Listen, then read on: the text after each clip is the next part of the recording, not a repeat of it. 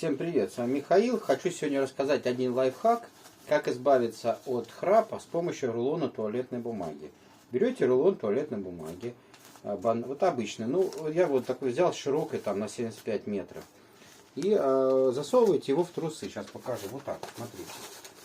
Вот, снимай. Вот так у вас торчит сзади, вот так вот, да?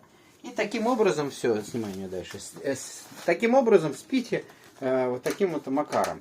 Смысл заключается в том, что когда вы храпите, чаще всего люди храпят, когда спят на спине, потому что язычок западает и возникает этот храп. На боку меньше храпят.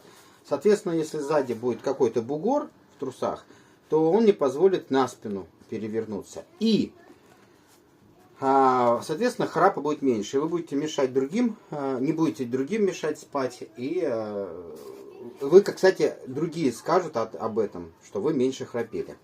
И что еще самый момент какой, что это только для храпа, у кого кто на спине храпит. Человек, который храпит в любом положении, это не поможет, ну, либо уменьшит его храп. Собственно говоря, пишите в комментариях, кто, у кого как получилось, и посмотрим. Короче, всем всех благ, пока.